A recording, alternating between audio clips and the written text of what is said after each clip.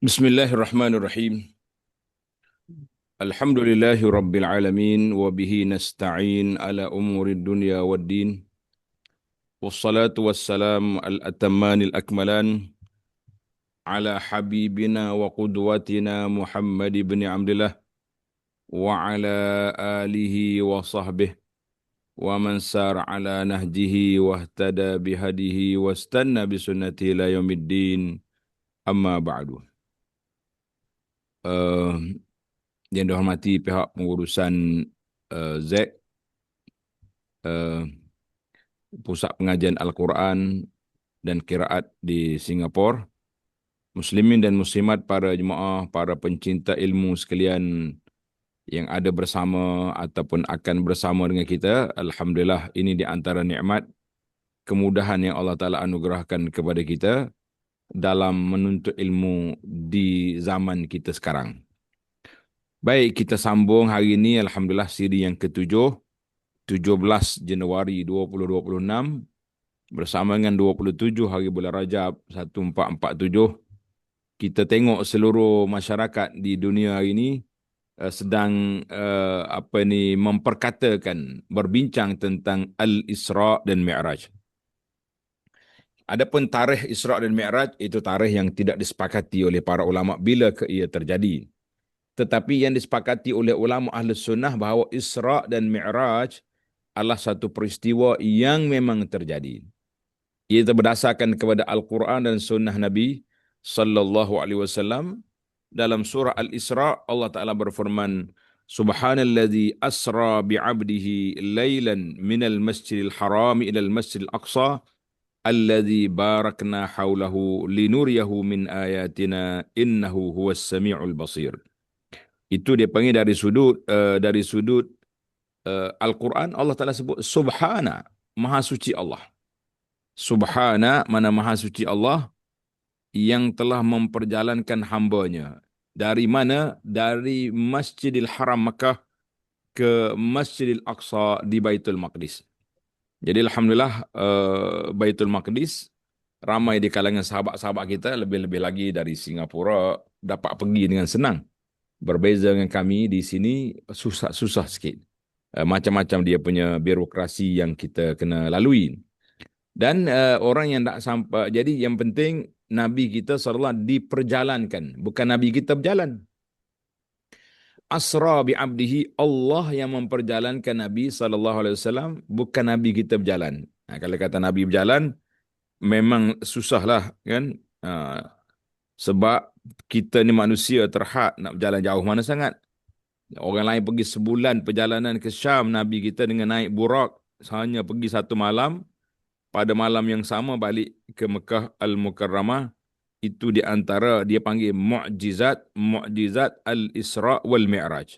Jadi kita beriman dengan apa yang Allah Ta'ala sebut mu'jizat Isra' wal Mi'raj. Itu dia panggil mu'jizat. Apa mana mu'jizat? Mu'jizat ni artinya perkara yang di luar kotak pemikiran manusia. Orang tak pergi zaman tu. Zaman kita ini tak pelik lah, ada jet, ada Boeing, ada apa yang boleh berangkat dari Jeddah, dari Mekah tu. Kalau kita airport di Jeddah, nak pergi ke Amman 2 jam je. Boleh je pergi lepas solat Isya pukul 8.30 naik flight, pukul 10.30 sampai, pukul 3 pagi balik lah ke Mekah. Jadi tak adalah satu masalah. Tapi yang jadi masalahnya sebab zaman tu. Zaman mana?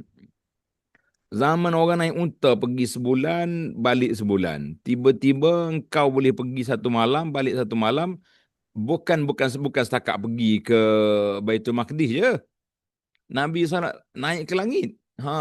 Bukan kalau setakat Baitul Maqdis je bawah ya. Tak, dia naik sampai ke Sidratul Muntaha.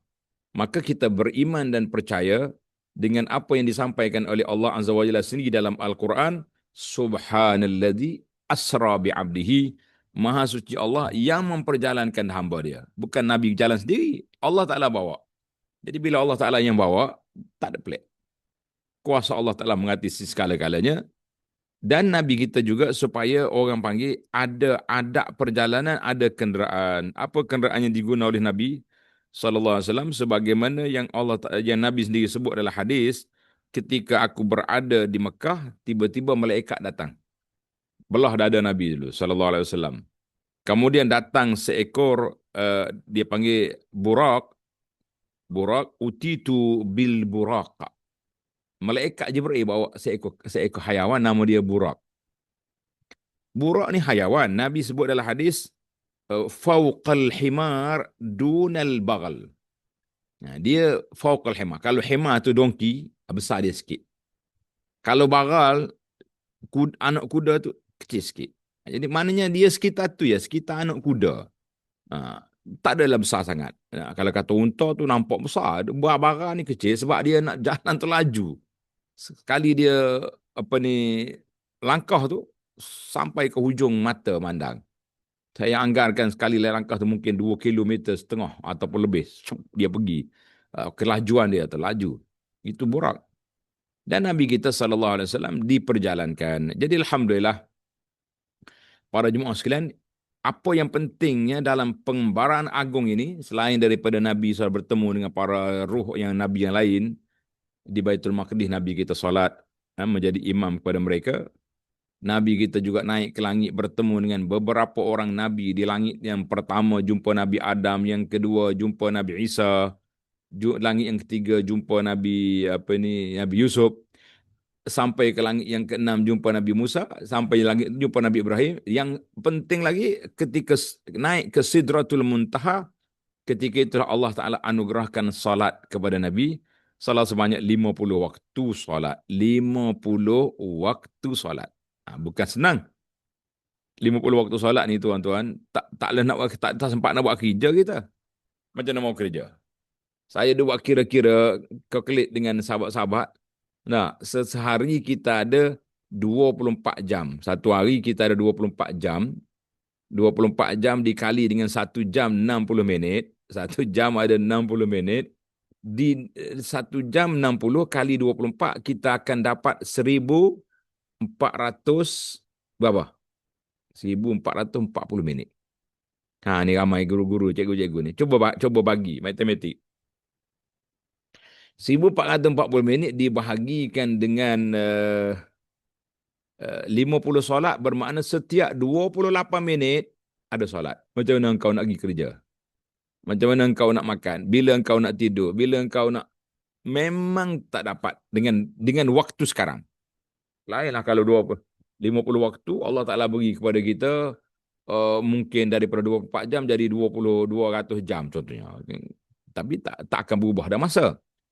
Maka itulah hikmat apabila Nabi SAW diizinkan oleh Allah Azza wa Jalla untuk berulang alik, beberapa kali minta kurang, akhirnya tinggal 5. Alhamdulillah, tuan-tuan dan puan kata Alhamdulillah, kita hanya ada 5 je lagi. Ada 5 sahaja kita punya waktu solat, ada 5 waktu satu hari semalam. Allah SWT telah berfirman bahawa 5 diganda dengan 1 ganda 10. Artinya 5 setiap 1 jadi 10, 5 tetap dengan berpahala 50. Itulah kelebihan rahmat Allah Ta'ala kepada kita. Walaupun nampak sedikit, tetapi dianya banyak. Alhamdulillah, kata Alhamdulillah. Jadi kita dapat teruskanlah kehidupan ini dengan sempurna, dan kita dapat menjaga solat dengan sempurna.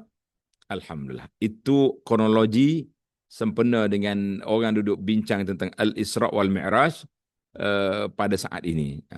Anda sebut awal lagi bahawa tarikh 27 Rajab itu tarikh yang tidak disepakati, walaupun disebut oleh sebahagian ulama tentang tarikh Al-Isra' wal Mi'raj.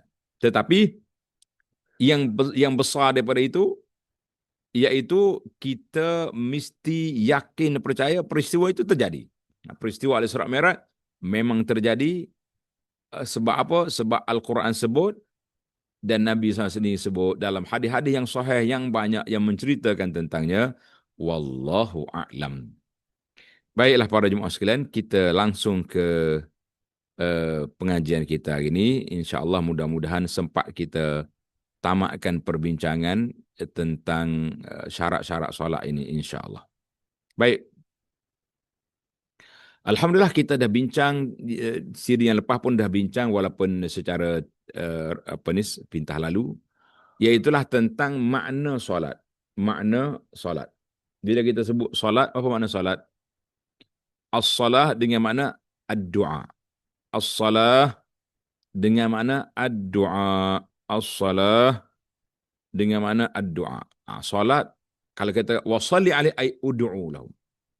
Kamu doakan untuk mereka. Jadi itu di mana doa. Sebab apa solat itu dinamakan doa? Sebabnya seluruh, boleh katakan amalan solat kita tu berdoa kita kepada Allah Azza wa Jalla. Kita mohon kepada Allah yang terbaik yang dapat kita buat. Itu dia panggil yang penting dalam hidup kita tu. Jadi kita dalam hidup kita tu bahawa kita semua adalah merupakan orang yang berhajat kepada Allah Azza wa Jalla. Bila kita berhajat, jadi kita kena buat perkara yang menunjukkan kita tu seorang hamba yang perlu kepada kasih sayang, yang perlu kepada bimbingan daripada Allah Azza wa Jalla semata-mata, barulah kita akan dapat apa yang kita hajati insya-Allah. Itu dari sudut definisi makna as-salah. Anda dah sebut dalam siri lepas, cuma kita ulang sepintas lalu untuk kali ini supaya para jemaah boleh menghayatinya. Ini dia panggil bahasa, ini bahasa Arab. Jadi bahasa Melayunya as-salah dengan mana ad-du'a. As-salah dengan mana ad-du'a dari sudut al-syara', dari sudut definisi undang-undang syariat, as-salah dengan makna hiya aqwalun wa af'al. Muftatahatun bitakbir wa mukhtatamatun bitaslil ma'an niyyati bi syara'ita makhsusah. Maksud dianya, solat ialah suatu ibadat yang mengandungi perkataan dan perbuatan yang tertentu, dimulakan dengan takbiratul ihram, dan disudahi dengan salam. Mudah ya kalau orang cakap. Apa dia solat? Solat ini adalah satu ibadat yang mengandungi perkataan dan perbuatan yang tertentu. Dimulakan dengan takbiratul ihram dan disudahi dengan mengucap salam. Apa dia perkataan? Takbir, baca Fatihah. Itu dia panggil yang kita sebut sebagai rukun solat. Kita dah bincang dan baru ni kan. Kita dah bincang lagi, mungkin kita bincang lagi tentang pembahagian komponen solat itu sendiri. Dia ada syarat sah, syarat wajib, rukun, sunat, makruh, haram. Ataupun yang membatalkan. Ini semua. Jadi dalam solat itu suatu ibadat yang mengandungi perkataan dan perbuatan yang tertentu. Dia bukan semualah. Mana kita ada rokok, ada sujud kan. Itu dia panggil perbuatan yang tertentu. Dimulakan dengan takbiratul ihram dan disudahi dengan mengucap salam. Alhamdulillah. Itu definisi solat. Kemudian dalil wajib salat. Apakah dalil wajib salat? Yang pertama daripada Al-Quran, yang kedua daripada sunnah Nabi SAW. Jadi paksi kita mesti dua sajalah. Paksi kitanya kepada amalan kita ni dua perkara yang utama yang disepakati oleh semua orang Islam, iaitu apa dia? Al-Quran, Al-Hadis. Yang ketiga dia panggil Al-Ijma'. Al-Quran, Al-Hadis, Al-Ijma'. Apa makna Quran? Maknanya mari daripada Al-Quran Al-Karim. Itu mari daripada Al-Quranul Karim. Jadi kalau kita ambil daripada ayat Quran, banyak sekali ayat-ayat yang menyebut tentang kewajipan solat ini. Menyebut tentang kewajipan solat. Adapun hadis Nabi SAW pun banyak juga. Nabi sebut SAW, Buniyal Islamu ala khamsin. Buniyal Islamu ala khamsin. Islam itu dibina di atas 5 tonggak. Islam itu dibina di atas 5 rukun. Yang pertama, asyhadatu alla ilaha illallah. Yang pertama, syahadatu illa illallah, kita mengucap 2 kalimah syahadah. Kemudian yang kedua, wa iqamis salat, iaitu mendirikan salat. Dan banyak lagi lah hadis-hadis Nabi sallallahu alaihi wasallam yang meletakkan bahawa solat itu wajib.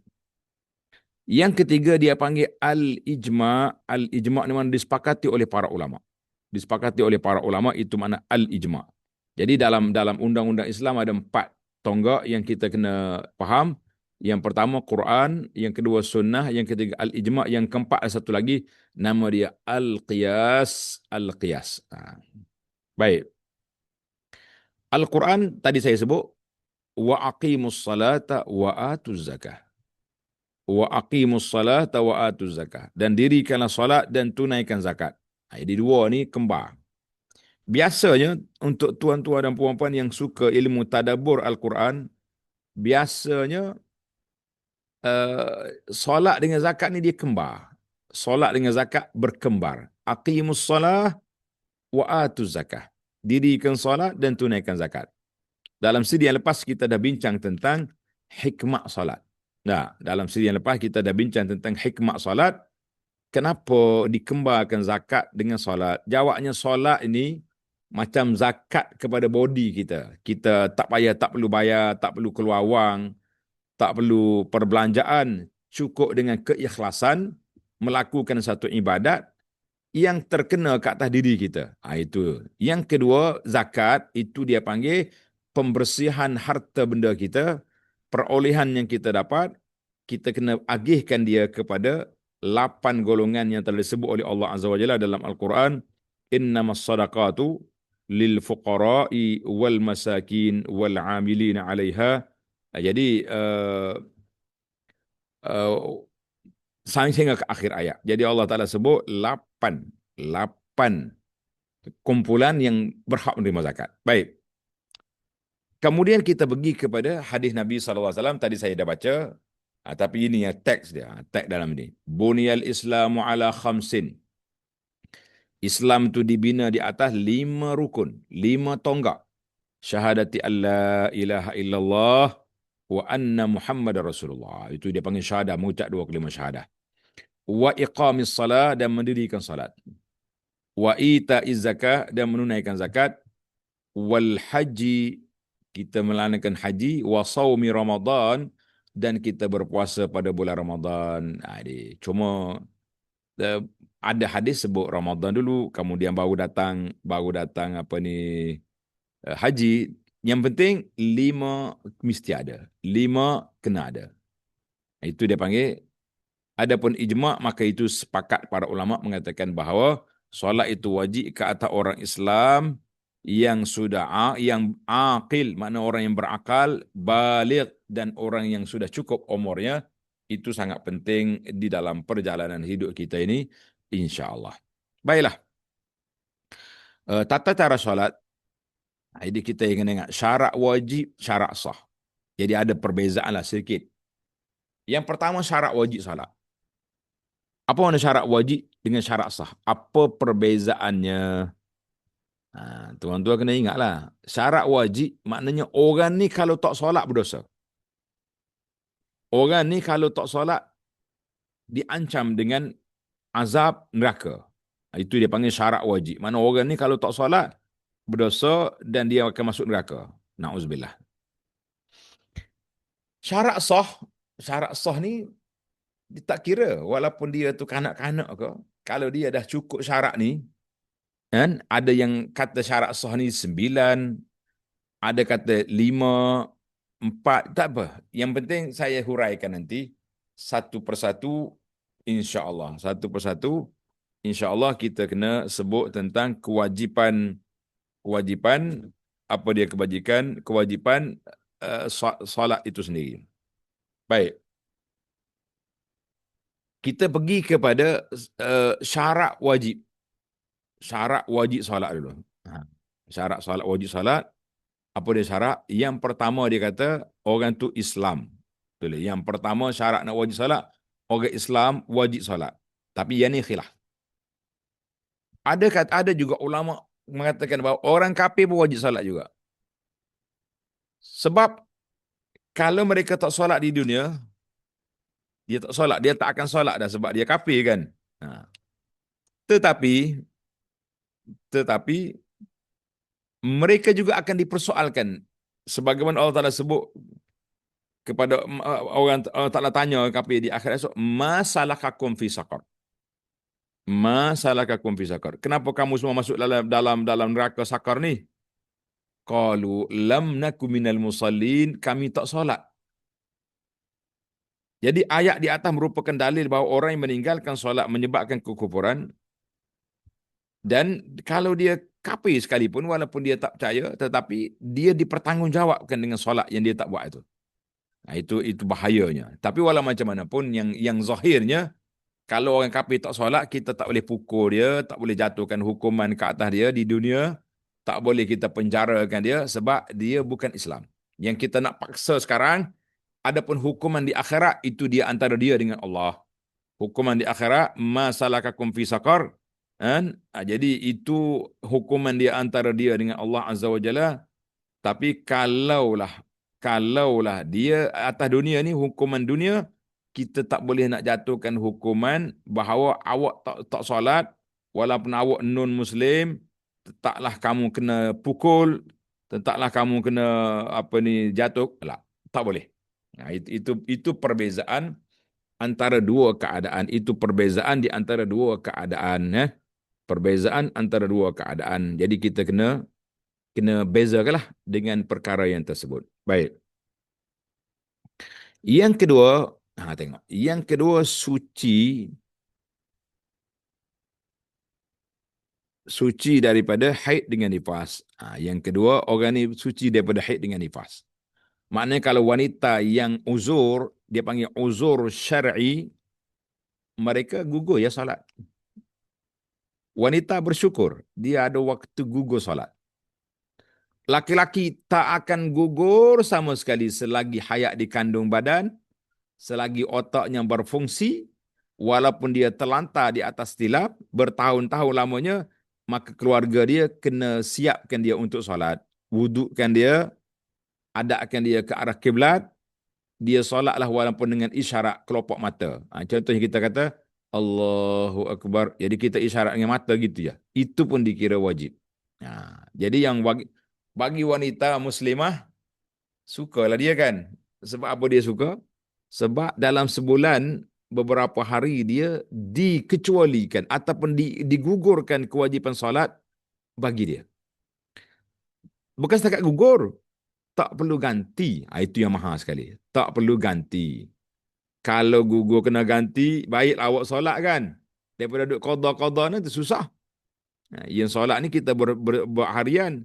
Jadi tak perlulah kita susah-susah. Tapi kalaulah kena ganti, ramai je orang wanita-wanita atas dunia ni tak mahu dia. Tak mahu apa? Tak mahu dia, aku nak solat, tak mahu gugur. Jadi susahlah kita nak buat macam tu. Maka, jadi alhamdulillah, orang tanya Sayyidah Aisyah radhiyallahu anha, kenapa kita solat kena tak payah ganti, puasa kena ganti? Jadi dia kata, ya, itulah ketetapan Allah Azza wa Jalla bahawa, kata Aisyah radhiyallahu anha, kunna nu'maru biqada'is saum la biqada'is salah. Kami telah diperintahkan oleh Allah Azza wa Jalla untuk mengqadakan puasa, tapi tak perlu qada solat. Jadi tuan-tuan, puan-puan lah khasnya, bergembiralah dengan keringanan yang diberi oleh Allah Azza wa Jalla kepada kita. Ya, semua itu hikmat. Mana kalau kita solat, kita perlukan masa dah. Nak pergi, mungkin setengah orang itu suka pergi masjid, suka pergi surau. Tapi kalau dah tak solat, itulah waktunya awak, wahai muslimat, nak kemaskan rumah, nak simpan baju yang sudah dibasuh, nak uruskan apa saja yang ada. Tapi apa boleh buat zaman kita sekarang ni, walaupun tak solat, dia masuk pula perangkap WhatsApp. Duk main WhatsApp dengan kawan-kawan, baju yang bertimbun tak dilipat, tak digosok, sama juga begitulah minggu depan dan seterusnya, tidak berhasil waktu free yang diperuntukkan oleh Allah Taala itu tidak digunakan untuk masalah yang lebih utama. Ini bukan nak merepek ke muslimat, nak bagi tahu bahawa itu hikmat di antaranya. Kenapa wanita ini digugurkan solat beberapa ketika, mungkin seminggu, mungkin 10 hari. Dalam fiqh mazhab Syafi'i kata tak lebih daripada 15 hari. Itu kita panjanglah. Baik, syarat yang ketiga berakal. Berakal maknanya orang ini ada akal yang sempurna, akal yang waras, akal yang waras. Mana kalau orang ini gila, gugurlah bagi dia. Kalau dia gila, gugurlah bagi dia. Dan yang pentingnya, ni kita ni banyak sekarang ni anak-anak Down syndrome, dia panggil Down syndrome. Budak-budak yang dianggap sebagai orang yang tidak sempurna. Ha.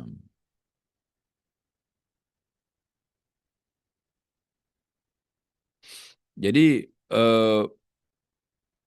ramai ya ibu-ibu yang diuji oleh Allah Ta'ala dengan anak-anak seperti ini, maka mereka itu tak ada taklif, dia panggil ghairu mukallaf, tidak taklif. Sebab akal dia tidak sempurna. Akalnya tidak sempurna. Dia hanya tahulah solat. Kadang-kadang dia solat, kadang-kadang dia tak buat pun. Kalau suruh solat pun dia paling sana, paling sini, tengok sana, tengok sini. Dia bukan boleh stabil. Maka kita kata mereka itu orang yang digugurkan dan dia termasuk di kalangan orang-orang yang diuzurkan. Tak apalah, tak payah solat lah dia tu. Kalau dia ikut ya. Puasa nanti pun sama juga. Bulan puasa nanti sama juga. Kalau dia ikut, tak apa. Kita kita apa ni? Kita suruh dia puasa. Tapi kalau sampai tengah hari dia mengamuk nak makan, bagi je makan. Nah, itu dia panggil orang yang tak sempurna akal. Dan masalah ini satu lagi, orang tua-tua yang uzur, yang dalam bahasa panggil nyanyuk. Nyanyuk ni maknanya tak, ingatan dia dah tak sempurna dah. Anak dia baru sudah suap makanan. Mulut pun tak basuh lagi. Dia duduk merepek, budak-budak ni aku lapar, tak bagi makan. Anak kata, mak, Masya Allah. Mulut tak basuh lagi tu, boleh cakap tak bagi makan. Lebih-lebih lagi kalau ada tetamu datang. Oh, budak-budak ni tak bagi aku makan, lapar. Anak dia kata malunya, mak, kita baru je suap makanan. Mulut belum basuh lagi, tangan tak basuh lagi, tiba-tiba awak cakap tak bagi makan. Ini dia panggil memalukan keluarga. Jangan buat macam tu. Tapi apa boleh buat, itulah akal dia. Maka orang-orang seperti ini, gugurlah bagi dia salat sebab dia tidak sempurna akal. Apa lagi yang contoh-contoh lain yang diperlukan dalam perbincangan kita ni, tuan-tuan dan puan-puan boleh tambahkan untuk kita perbincangkan orang seperti mana. Kalau orang koma contohnya, orang koma. Orang koma tak perlu lagi kita apa ni solat dan dia tak sedar. Benda gugurlah bagi dia solat. Kecuali tak sedar tu mungkin 1 hari, 2 hari, bolehlah dia qada lepas pada tu. Tapi kalau dah bertahun tak sedar, ada kawan saya tu sudah 5 tahun, mak dia tak sedar. Memang dia tak tahu apa. Makan pun, minum semua melalui tiup di hidung je. Tapi dia hidup. Dia hidup. Maknanya dia masih bernyawa. Kita tengok nyawa dia ada. Bergerak tak bergerak dah. Panggil pun tak jawab. Itu dia panggil hayat nabatiyah. Dalam bahasa Arab kata hayat nabatiyah. Dia hidup macam tumbuhan dia. Gitu ya. Tapi dia masih lagi orang yang hidup. Tak boleh lagi kita bagi harta pusaka dia, tak boleh. Mak aku ni macam mati dan kita bagi harta. No. Selagi dia tak mati, harta dia masih lagi milik dia. Kita tak boleh lagi nak bagi anak-anak, nak bagi pusaka, tak boleh. Ingat baik. Yang keempat, baligh. Apa makna baligh? Dah sampai umur. Baligh ni mana orang yang sudah sampai umur. Jadi orang sampai umur, berapa kau umur baligh? Kita bahas ni dalam fiqh mazhab Syafi'i lah, senang kan? Dalam fiqh mazhab Syafi'i, kan? Dalam fiqh mazhab Syafi'i dia kata baligh tu umur 15 tahun. 15 tahun dikira baligh. Ataupun lebih awal daripada itu dengan tanda lain. Contohnya, anak perempuan dengan keluar haid. Bila dah keluar haid, walaupun umur dia baru 10 tahun, walaupun umur 10 tahun, ataupun umur dia 12 tahun, tetaplah dikira baligh. Taklah dikira baligh. Sebab dah keluar haid. Nifas tak boleh. Nifas dia kena lepas darah yang keluar selepas bersalin, baru nama dia nifas. Nah, kan kita ada haid dan nifas. Haid tu biasa, nifas maknanya darah yang keluar selepas bersalin. Nah, kalau ada orang keluar tak ada darah langsung, habislah dia punya tempoh berpantang itu. Tak ada nifas. Baik. Anak laki-laki pula bagaimana tanda balik anak laki-laki? Bagaimana tanda balik anak laki-laki bagaimana? Jawabnya anak laki-laki dia punya tanda balik dia sama ada bermimpi, dia panggil mimpi basah tadi. Istilah orang ni mimpi basah kan? Mimpi basah ataupun apa lagi dia punya istilah uh, al-imbat, tumbuh dia punya bulu hari-hari dah tumbuh. Itu pun termasuk dalam apa tu? Termasuk dalam tanda-tanda balik. Termasuk dalam tanda-tanda balik yang perlu kita usahakan kesedaran bahawa awak ni walaupun umur belum 15, tapi kalau dah naik bulu hari-hari, misai pun dah keluar. Nah, jadi ibu bapa kena tanya anak dia, dah mimpi ke kau ni? Pernah mimpi tak? Mimpi basah pernah? Kali kata pernah, maknanya dia sudah balik. Jadi jangan salah. Setengah orang tak, dia mempertahankan. Selagi tak 15 tak balik. No. 15 tu kira maksima dah tu. 15 tu sudah maksima yang sudah sampai ke atas, ke muncak dah bagi mazhab Syafi'i. Ada setengah mazhab kata 16. Tapi kita tak usah ambil yang lain-lain, kita bincang tentang amalan dalam masyarakat kita yang sekitar kita supaya kita tidak kepeningan dalam berbincang. Yang kelima, berada dalam keadaan sedar, yakni tidak tidur. Tadilah, kalau orang yang ditidur kalau oleh doktor ataupun dia koma yang tak sedar, maka tak wajiblah bagi dia solat sebab dia sudah tak sedar diri. Jadi orang yang maksud di sini wajib solat tu bagi orang yang tak tidur. Yang ini biasa orang tak sakit pun. Contohnya bila kita tidur, kita tak sedar. Dah masuk waktu. Sampai tamat waktu. Kan? Jadi kita kena qada baliklah. Tapi tak berdosa. Sebab apa tak berdosa? Sebab awak tidur. Nabi sebut dalam hadis yang sahih, rufi'al qalamu an salasin. Rufi'al qalamu an salasin. Ada 3 golongan manusia yang telah diangkat pena darinya, yang tidak diberi tanggungjawab pada dia. Siapa? Anin naimi hatta yastayqiza. Orang yang tidur sehingga dia sedar. Mana orang tidur ni dimaafkan. Sebab dia tak tahu apa dia tidur. Wa anis saghiri hatta yakbura. Ini riwayat yang saya baca ni. Orang yang kanak-kanak sehingga dia balik. Kanak-kanak sehingga dia balik. Selagi dia tak balik, selagi itulah dia masih lagi dikira orang yang ghairu mukallaf. Orang yang ghairu mukallaf, mana orang yang tidak ada taklif syarak, tak ada tanggungjawab syarak. Wa anil majnuni hatta ya'qila au yufiqa. Orang yang gila sehingga dia pulih balik ataupun dia sedar balik, akal dia berfungsi semula, itu 3 golongan ni diangkat. Jadi kita kena ingatlah bahawa orang ni dimaafkan dah sebab tak cukup syarat taklif, tak cukup syarat taklif. Tapi orang tidur tu sementara je. Kalau orang dah kejut dia tak bangun juga, itu dosa. Jangan pula kata, tak apa aku tidur kan, kau jangan kacau. No. Orang macam kita kata, kalau dia tidur, kalau kita tak kejut dia, tak berdosa. Baik. Tapi awak yang sedar, ibu yang tengok anak tidur, ayah yang tengok anak tak solat, maka wajib kita yang sedar ini mengejutkannya untuk dia solat. Jangan kata, tak apa, dia bebas. No. Jadi kalau kita tak kejutkan, kita tahu dia tak solat, ibu bapa juga, kawan-kawan juga bersekongkol dengan orang yang tak bangun, tak solat, jadi kita berdosa juga. Itu kita faham lah. Maksudnya yang tidur tu tidur sungguh. Tidur yang orang panggil, yang memang tak sedar. Tak ada siapa kejut pun. Dia dah letak, dia dah letak dah jam loceng dia tu, wake up call, dah semua dah buat. Tapi tak sedar juga. Itu dimaafkan. Alhamdulillah. Baik. Ini dia panggil golongan yang wajib salat. Tadi kita dah bincang. Yang pertama Islam, balik, mana orang cukup umur. berakal, orang tu ada akal. Tadilah yang lain-lain itu pendetailannya. Cuma hukum meninggalkan solat. Apakah hukum orang yang tinggalkan solat? Jadi para ulama bahagikan orang yang tak solat ini ada dua kategori. Kategori yang pertama, golongan yang engkar. Golongan yang engkar. Dia kata solat tak wajib.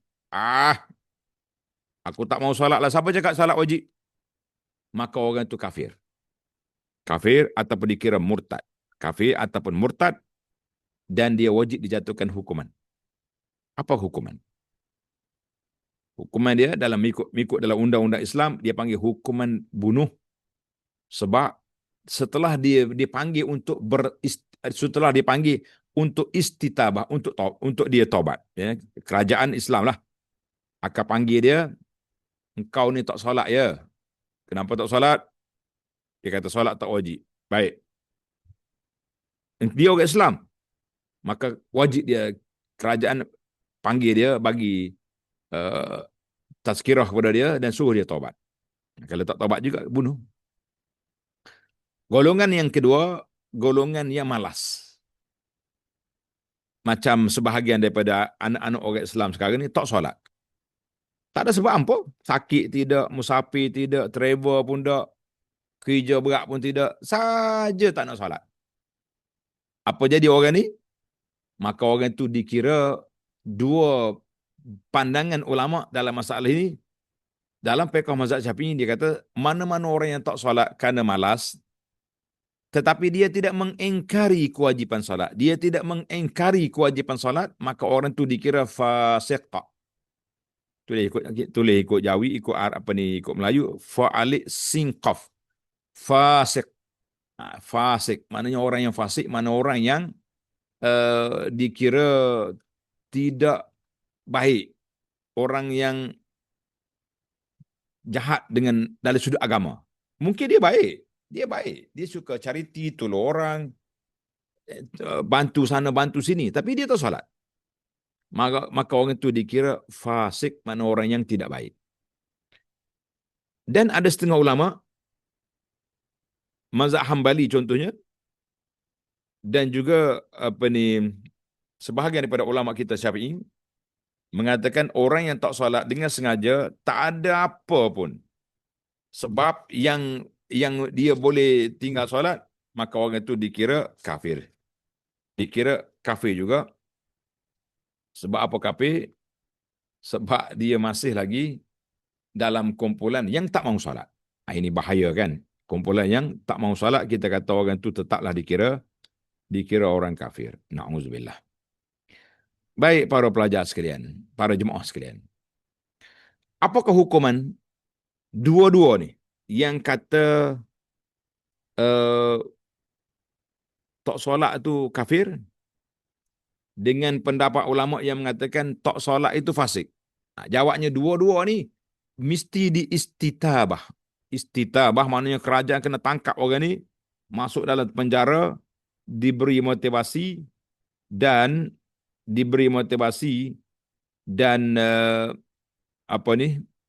disuruh dia bertobat. Kalau tak tobat juga, maka hukuman bunuh, dipancung kepala, dipenggal kepala dia. Cuma berbezalah ulama Syafi'i yang mengatakan dia fasik, maka dia tetaplah selepas pada dia mati, pihak masjid kena ambil dia, mandikan dia, kafankan dia, cantum balik kepala dia tadi dalam kain kafan, disolat dan ditanam di kubur orang Islam. Itu beza.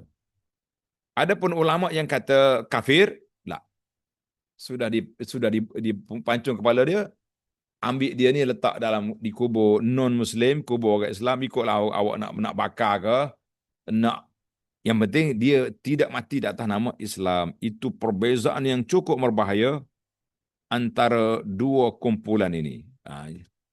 Yang cukup berbahaya antara dua kumpulan, iaitulah apa dia?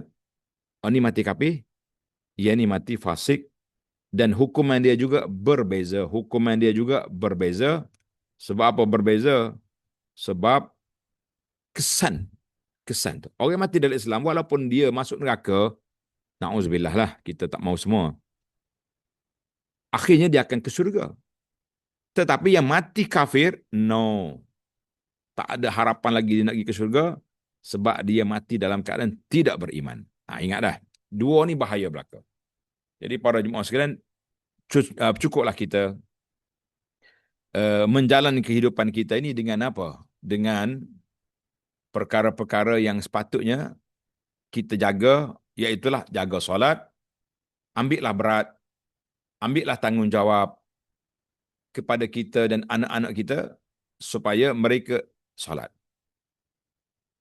Syaitan dia bijak. Syaitan dia bijak. Dia kata awak solat pun tak jadi ke sebab awak bukannya khusyuk.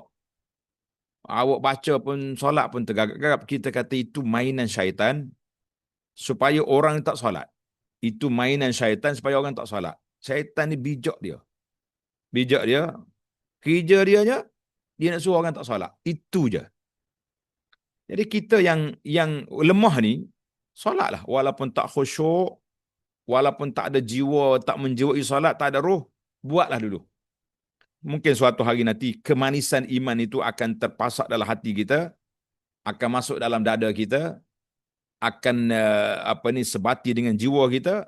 Ketika itulah halawatul iman, kemanisan iman akan datang. Jadi alhamdulillah para jemaah sekalian, itu yang penting dalam penjagaan solat. Baik. Kita berpindah pula kepada syarak tadi. Tadi kita dah bincang tentang syarak wajib solat. Kemudian kita nak pergi kepada syarak sah solat. Syarak sah solat ni ada banyak-banyak syarat. Kan? Dalam kitab kita kata syarak sah solat ni ada 9 perkara. Syarak sah solat ada 9 perkara. Jadi kita hitung dulu secara ringkas-ringkas.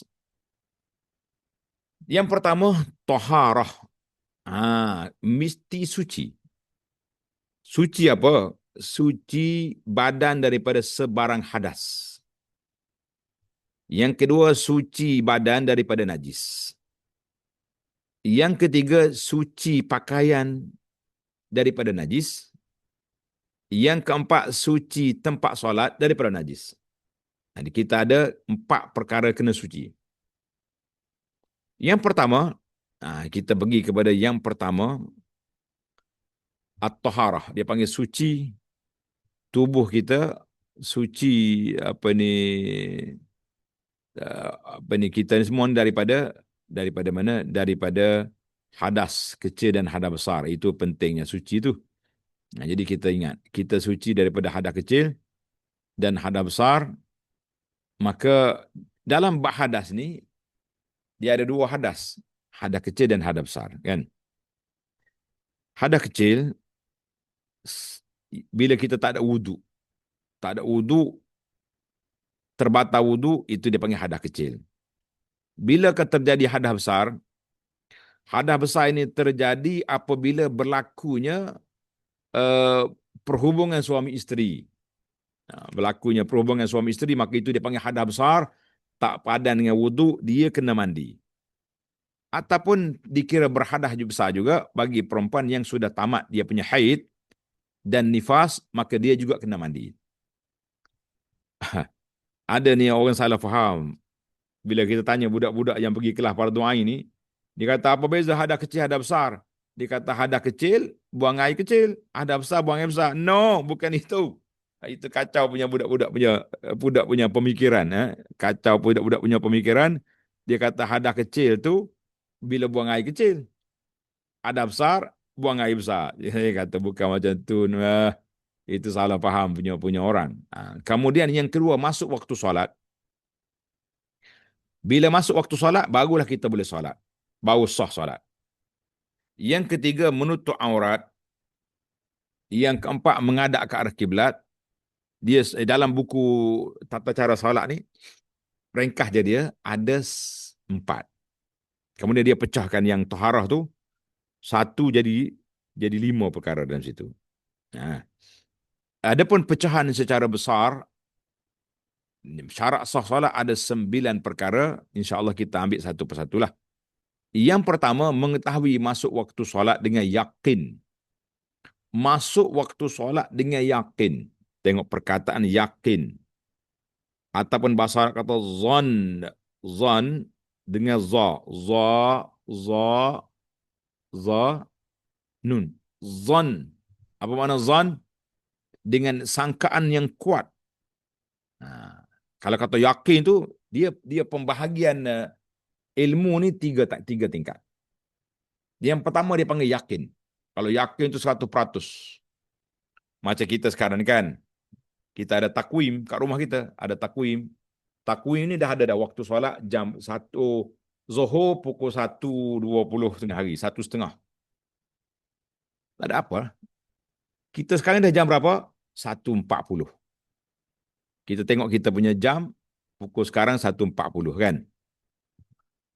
Ataupun di surau, di masjid sebelah rumah kita, dah, Masjid Sultan kan, masjid mana, dah azan pun. Maka itu dia panggil yakin 100% masuk waktu. Yakin 100% masuk. Yang kedua dia panggil zon, sangkaan. Apa dia sangkaan? Sangkaan tu ada dua. Satu dia panggil sangkaan yang kuat. Satu lagi dia panggil sangkaan yang biasa. Dalam sangkaan yang kuat dia panggil ghalabatul zon. Jadi sekarang ni contohnya kita kata waktu hari tengah hari ni. Kita pun tak ada jam, tak ada apa. Tapi kita tengok matahari dah condong dah.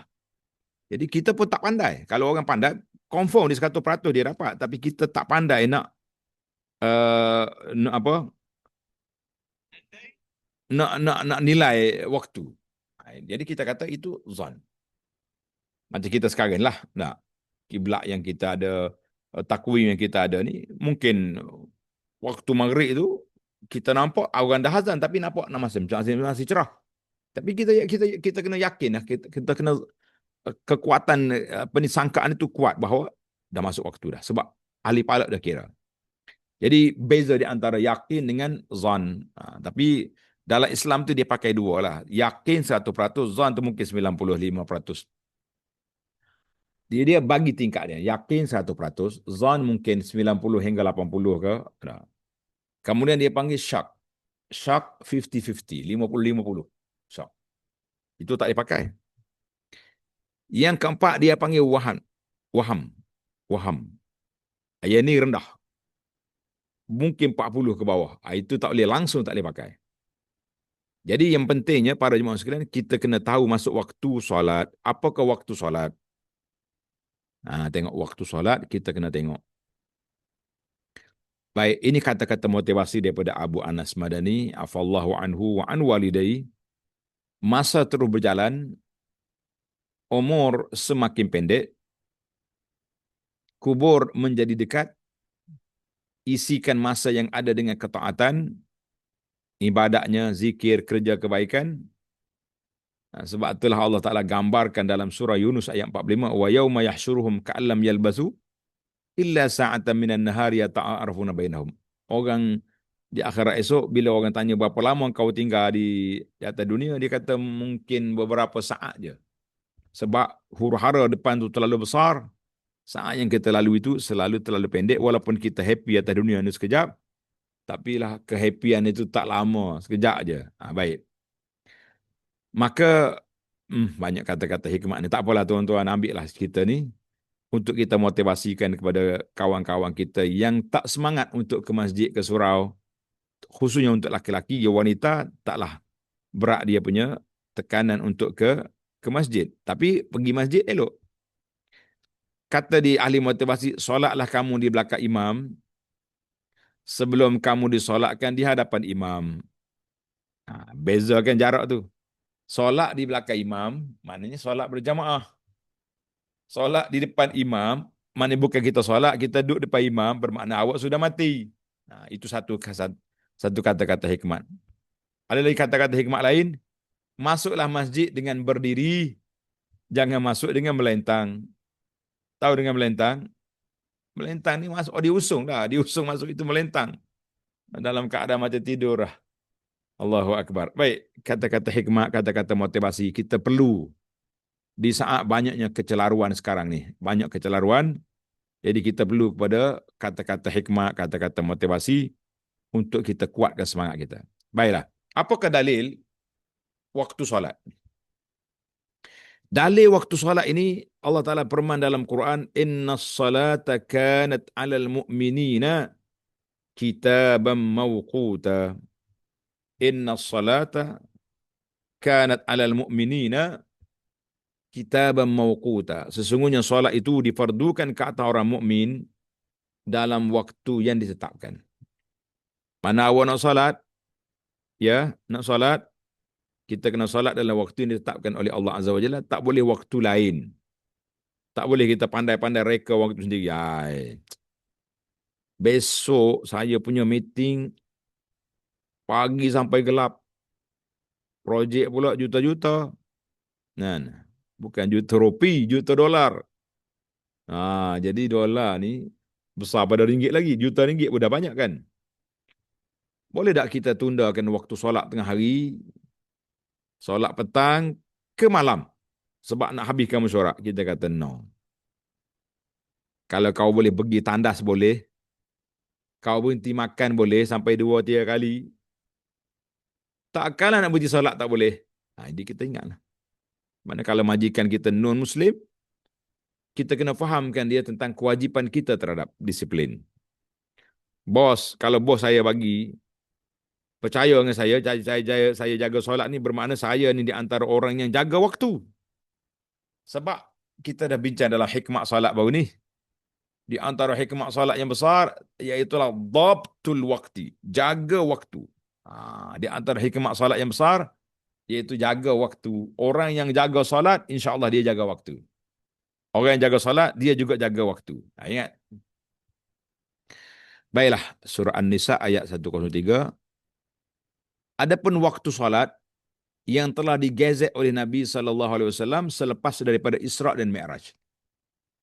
Bila Nabi turun dari langit, besoknya Jibril datang nak tunjukkan cara solat dan waktu solat.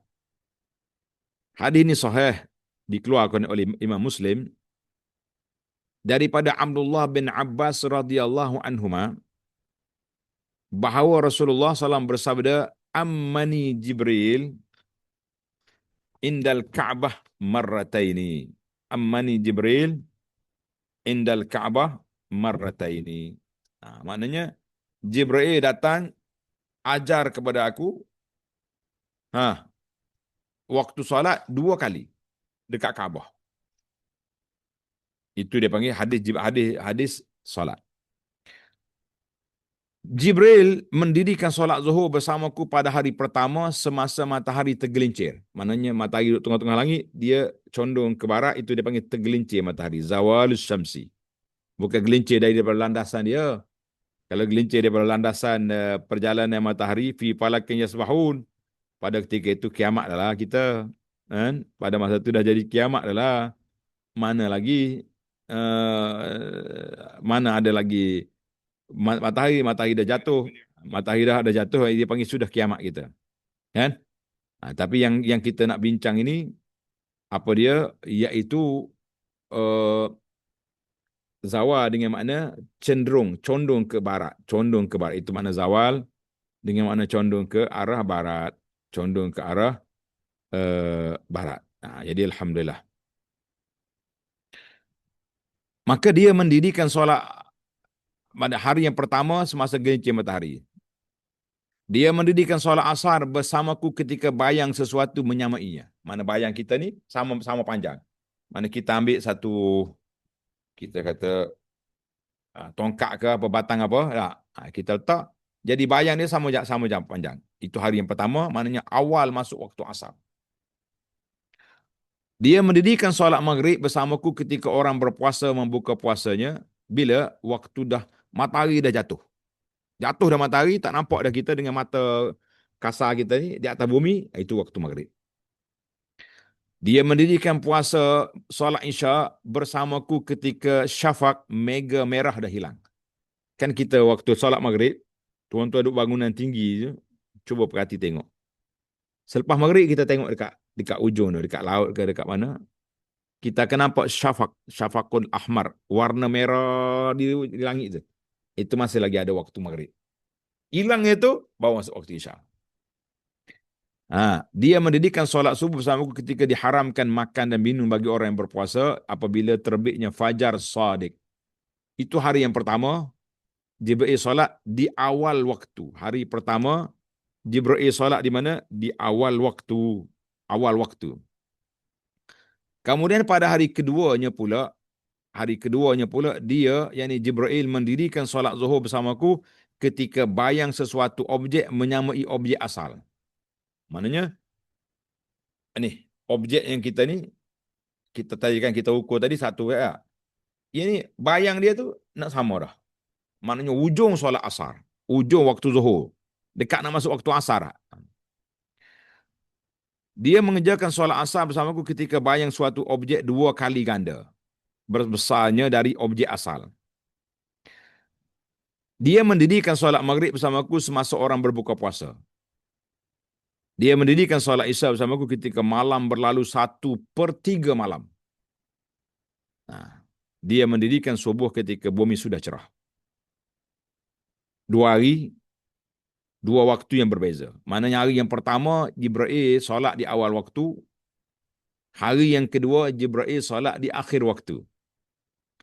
Kemudian Jibril berpaling kepadaku sambil berkata, wahai Muhammad sallallahu alaihi wasallam. Waktu solat antara dua waktu ini. Waktu solat antara dua waktu ini juga merupakan waktu solat para nabi yang terdahulu. Maknanya kan nabi dulu yang solat ni, yang solat 5 waktu, samalah dengan waktu yang aku solat sekarang. Waktu yang aku solat sekarang. Jadi kita kata Alhamdulillah. Baiklah. Jadi kesimpulan kitanya para jemaah sekalian, kita nak tengok huraian dia. Jadi waktu solat fardu zuhur, masuk waktu tergelincir matahari ke arah barat apabila bayang suatu benda itu di sebelah timur. Maknanya kita nampak bayang ke arah. Akhir waktu apabila bayang sesuatu benda lebih sedikit daripadanya. Itu dipanggil akhir waktu. Asar apabila bayang suatu benda lebih sedikit daripadanya, maknanya dia bersambung. Waktu zuhur ni waktu yang bersambung dengan asar. Habis tamat zuhur, pop asar lalu. Dia tak ada gap. Tak ada celah. Waktu asar apabila matahari terbenam seluruh bulatannya, itu waktu akhir. Tapi kalau dah cuma ada lagi pembahagian nanti kita bagi lepas ni, waktu asar pilihan, waktu asar darurat dan waktu asar yang dilarang. Maghrib apabila matahari terbenam seluruh bulatannya sehingga hilang cahaya merah di kaki langit. Waktu Isya hilang cahaya merah di kaki langit sehingga terbit fajar as-sadiq. Jadi waktu Isya juga ada 2 waktu ataupun 3 waktu yang kita kena belajar. Subuh mula terbit fajar dipanggil fajar as-sadiq. Dia fajar sadiq ni 2. Fajar tu ada 2, satu fajar sadiq, satu lagi fajar kazib. Apa dia? Kita tengok dalam gambar ni nanti kejap lagi. Sehingga terbit matahari itu pada kasar. Jadi waktu ikhtiyari. Apa nama waktu ikhtiyari? Waktu pilihan. Kita nak solat ni waktu mana? Waktu pilihan artinya waktu mula masuk waktu pilihan, maknanya mula masuk waktu, eloknya kita solat di situ. Yang kedua, waktu daruri, waktu terdesak. Waktu terdesak sehingga akhir waktu. Baik, sekarang ini saya huraikan satu-satu. Solat subuh apabila diharamkan makan dan minum pada orang berpuasa, yakni terbitnya fajar. Terbitnya fajar. Jadi mana ada gambar, dia panggil fajar sadiq, fajar kazib. Tak ada. Jadi fajar sadiq, fajar kazib ni ada gambar, saya itu letak sini. Dia fajar sadiq, gini dia punya apa ni? Matahari terbit. Kalau kita duduk rumah mungkin tak nampak. Biasanya saya tunggu fajar ni waktu balik daripada Mekah. Kita fly daripada Jeddah ke daripada Madinah nak balik ke Kuala Lumpur, nak balik ke Singapura. Mesti tuan-tuan dan puan-puan akan melalui masa subuh di atas kapal terbang. Subuh di atas kapal terbang. Kan? Jadi subuh atas kapal terbang, ketika itu kita akan tengok kita akan tengok ke luar tingkap. Kalau sekiranya ada cahaya yang naik macam ni, cahaya yang naik atas panjang gitu di kaki langit, itu nama dia fajar kazib. Fajar yang bohong. Belum fajar lagi. Dia naik, ni naik gitu. Nah, itu belum fajar lagi. Ada fajar sadiq, fajar sadiq. Nah, tengok. Macam dalam gambar gitu tuh, warna coklat tuh. Mana dia mendatar gitu. Di tepi, kita akan tengok melalui tingkap flight kita tuh, tengok ada warna merah panjang gini. Itu dipanggil fajar sadiq. Masuk dah waktu salat subuh. Bolehlah salat. Senanglah kalau di atas flight. Paling senang sekali bagi saya lah pengalaman kita travel mengembara balik haji, balik umrah ni. Waktu fajar sadiq ni, itu yang paling paling mudah sekali kita nak tengok. Nak kita nak yang kita belajar ni pun waktu itulah kita dapat kesan. Dapat kesan itu dia panggil fajar sadiq dengan fajar kazib. Alhamdulillah. Baik. Itu dia panggil waktu pilihan. Nah, kemudian waktu subuh ni seeloknya kita solat awal waktulah. Nah, ketika bumi sudah cerah, itu dia panggil subuh. Berakhir bila? Berakhirnya setelah naik matahari, syuruk. Nah, ketika itu habis waktu subuh.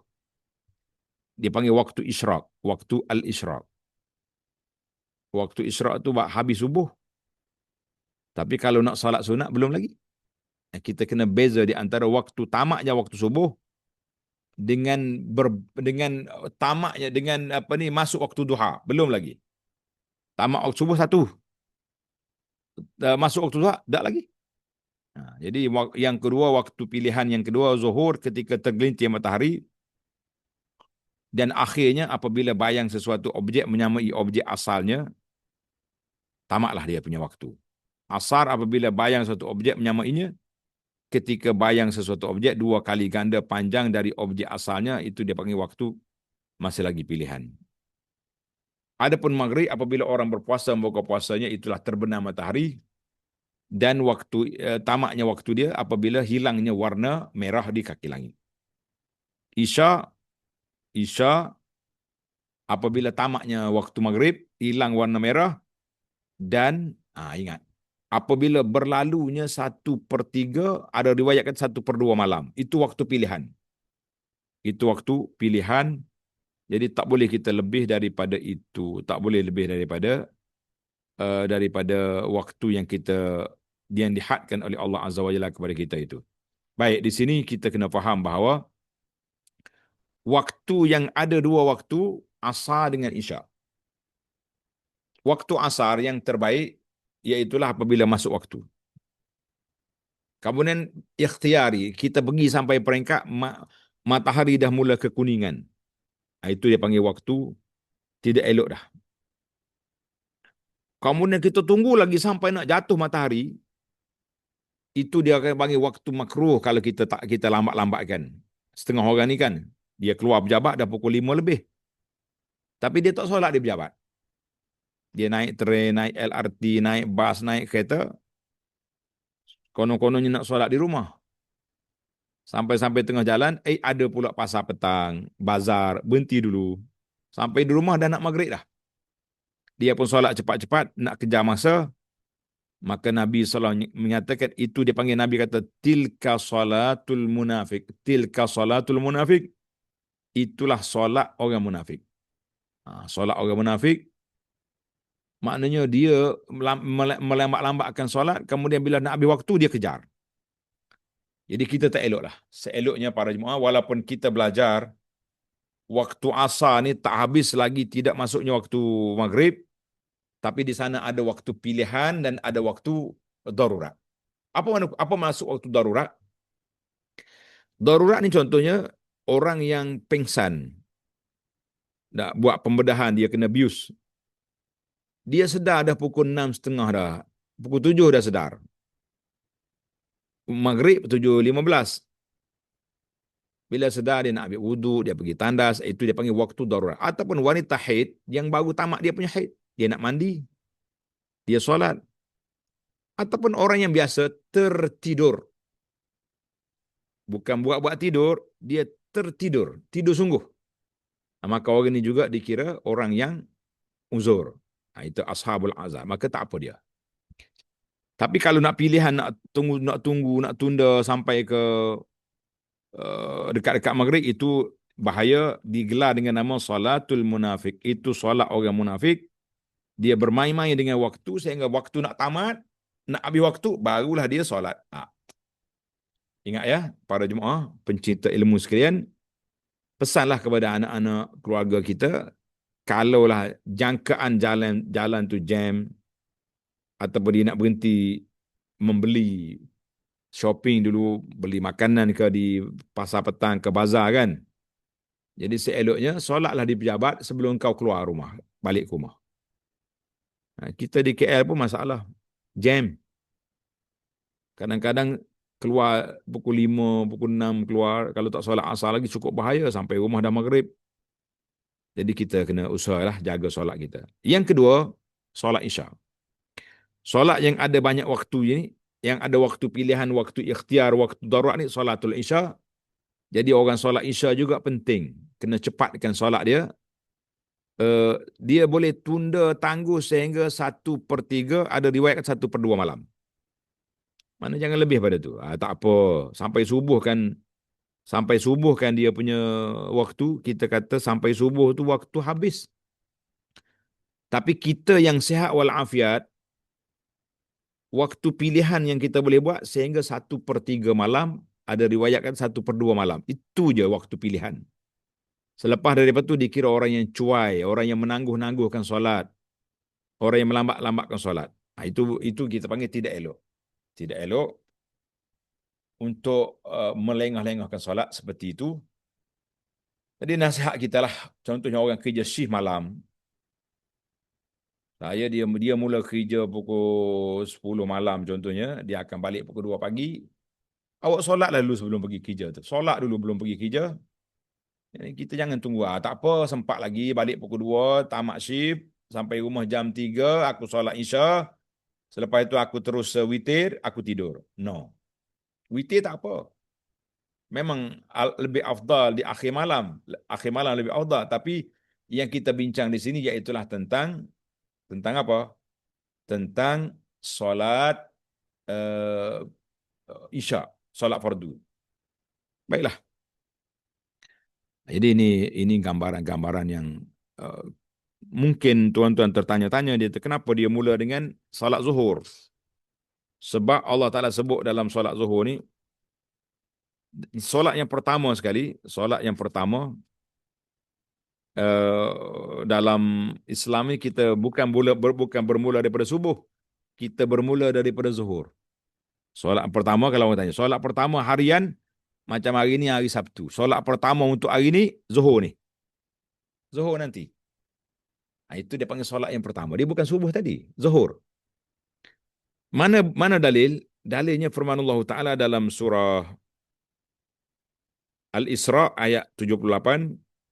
Aqimis salata liduluki syamsi ila ghasaqil layli wa qur'anal fajr. Inna qur'anal fajri kana mashhuda.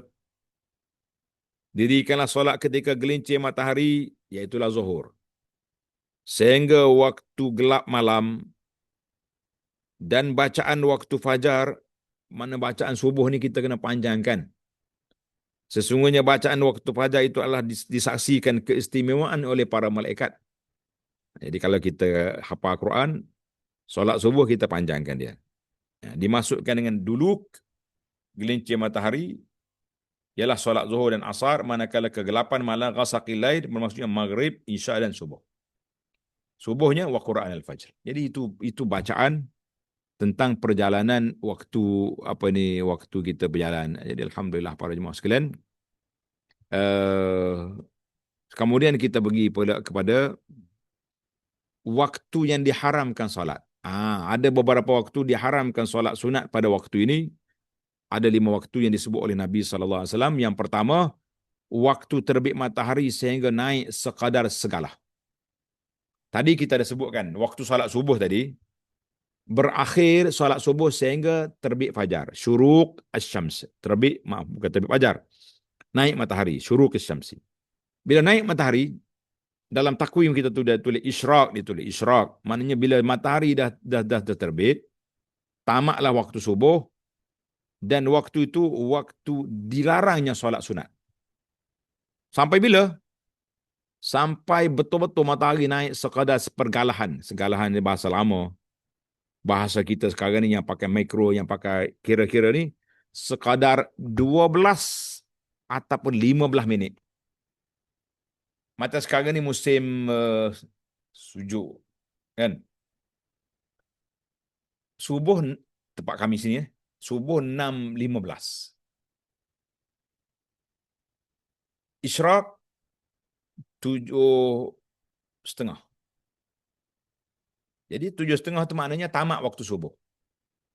Dan bermulanya waktu larangan solat sunat sehingga naik sepergalahan tambah 15 minit, bermakna paling awal minima yang kita boleh solat duha ataupun setengah orang dipanggil solat sunat isyraq bermula pada 7.45. Saya tak sempat Ustaz. Boleh kurangkan sikit 2 minit. 7.42. Itu je. Baik. Waktu yang kedua larangan, waktu matahari hendak tenggelam. Maaf. Waktu matahari di tengah langit sehingga gelincir matahari. Waktu betul-betul matahari tengah-tengah langit, dalam bahasa Arab kata fi kabidis sama, tengah-tengah langit, tak boleh lagi kita solat sunat sebelum zuhur. Kecuali sunat-sunat yang bersebab. Itu je pula. Kalau kita bangun pergi nak ibadat je, tak ada. Awak masuk tahiyatul masjid, baca Quran sampai awal zuhur. Yang ketiga, waktu hendak tenggelam matahari, maknanya matahari dah gelap dah. Belum lagi ghurub, jatuh tapi dah ujung dah. Itu juga dilarang. Sebab apa dua ni dilarang? Itu larang keras. Yang keempat, sesudah solat asar sehingga maghrib, orang dah semaya asar, tak boleh lagi solat sunat sehingga maghrib. Yang kelima, sesudah solat subuh sehingga syuruk. Jadi dua ni, 4, 5 ni larangan umum. Daripada selepas subuh sampai ke syuruk. Daripada selepas solat asar sampai ke maghrib. Ada lagi waktu yang keras larangnya, daripada terbitnya matahari sehingga matahari betul-betul naik 15 minit atau 12 minit. Itu penting. Waktu asar pula sehingga betul-betul nak maghrib. Ini dipanggil 5 waktu kita dilarang solat sunat yang tidak bersebab. Apa dia bersebab? Tetapi seandainya solat yang didahului oleh sebab mempunyai sebab, tidaklah dilarang seperti solat qada. Orang ni nak qada solat yang dia tertinggal. Orang itu tidak ada waktu larangan. Yang kedua, solat jenazah. Jenazah baru siap dimandi dan dikafankan. Waktu tu dah nak maghrib dah. Kita kata kita nak cepat. Kita tak tunggu lepas maghrib, dah gelap. Kubur pun tak ada lampu. Jadi kita segerakan. Yang ketiga, solat sunat tahiyatul masjid. Bila tuan-tuan dan puan-puan masuk dalam masjid, maka boleh kita solat sunat tahiyatul masjid anytime. Tak ada larangan. Yang keempat, solat sunat wudu dan sebagai solat wudu. Setiap kali kita ambil wudu, boleh je kita solat sunat. Yang ada khilaf lagi? Ada. Kalau nak khilaf boleh je. Yang khilaf laginya, iaitulah tentang di Mekah, adakah waktu larangan? Jadi setengah ulama fiqh kata, tak ada waktu larangan di Mekah. Ada ulama kata, waktu larangan tu ada, tetap. Cuma kalau kita tawaf, selepas tawaf lepas subuh, boleh je kita solat sunat tawaf. Jadi ada khilaf situ. Kerana itulah saya dalam buku yang anda tulis. Ada buku saya tulis, nama dia, nama buku tu, Makkah Al-Mukarramah, kelebihan sejarah. Tuan-tuan boleh baca dalam itu. Perbahasan ulama tentang solat sunat di Mekah. Jadi kita lebih suka kepada waktu larangan tu khilaf, tak payahlah kita solat sunat ketika itu. Kita pergi tawaf, kita solat sunat tawaf, kemudian kita baca Quran sampai maghrib ataupun selepas sampai terbit matahari, boleh je. Banyak lagi ibadat di Mekah yang boleh alternatif. Alternatif dianya tawaf. Tawaf tak ada larangan. Jadi ini di antara. Kemudian perbincangan kita tadi, waktu yang haram solat tadi. Kan? Jadi waktu duha tu setakat mana? Waktu duha tu setakat mana? Jawab dianya selepas 15 minit syuruk sehinggalah 10 minit sebelum zuhur ataupun 15 minit sebelum zuhur, itu waktu kita solat duha sehingga waktu itu. Nah, jadi ada satu lagi waktu solat sunat yang hadisnya ada diriwayat oleh Imam Tirmizi. Sebahagian ulama kata solat ini diterima, ada ulama kata solat hadis ini dhaif. Dhaif itu mana lemah dari sudut sanad. Tengok. Dalam hadis ini kita terima yang sanadnya baik. Kalau kita tak terima sanad baik, kita tak boleh kata sabda Nabi. Kita kena kata diriwayatkan. Nabi SAW bersabda, "Man shallal ghada fi jama'atin." Siapa dia solat subuh berjamaah, maksudnya di masjid, bukan di rumah dia. "Tsumma qa'ada yazkurullah hatta tatlu'asy syamsu." Kemudian dia duduk di masjid itu sehingga naik matahari. Bila lari langit naik matahari tadi, dah melepasi waktu larangan, "Tsumma shalla raka'ataini." Dia pun solat 2 rakaat yang paling minima. "Kanat lahu ka'ajri hajjatin wa umratin tammatin tammatin tammatin." Dia dapat pahala haji dan umrah yang sempurna, yang sempurna, yang sempurna. Jadi tapi satu hari satu je pahala umrah. Ni ada setengah kata Nabi kata 2 rakaat satu pahala yang sempurna. Baik. Kalau kita solat 10 rakaat, mana dapat 10 ke? Tak. Satu je dapat. Jadi tengok dalam buku dalam ni, dalam apa ni, dalam nota yang saya sebut ni, waktu solat Isra' ialah solat duha yang dilaksanakan pada awal waktunya. Ada orang khilaf tentang Isra' ke duha. Jawabnya, dia ni solat duha tapi di awal waktu. Ini kerana waktu solat duha bermula dari terbitnya matahari sehinggalah sebelum matahari tertegak di atas kepala. Justru itu solat Isra' bermula setelah matahari naik pada kadar segalah, iaitu lebih kurang 1.5 meter ataupun kira-kira 12 hingga 15 minit selepas matahari terbit. Ini dipanggil perbahasan kita dalam masalah ini. Alhamdulillah, kemudian galakkan kepada solat duha. Jadi insya-Allah kita akan sambung lagi tajuk tentang solat sunat Isra' dengan duha ni besok insya-Allah. Baik. Tanda kat situ dulu. Nanti kita sambung besok sebab panjang perbahasan. Sekarang ni kita nak berpindah kepada tanya jawab daripada para peserta sekalian. Baiklah. Tamatlah perbincangan kita untuk hari ini, siri yang ke-7. InsyaAllah besok siri yang ke-8 kita akan bincang tentang solat Isra', solat duha dan perkara yang berkaitan dengan waktu tadi. InsyaAllah. Baik. Subhanakallah alhamdulillah. Asyhadu an la ilaha illa anta astaghfiruka wa atubu ilaik. Wa sallallahu ala nabiyyina Muhammad wa ala alihi wa sahbihi ajma'in. Walhamdulillah.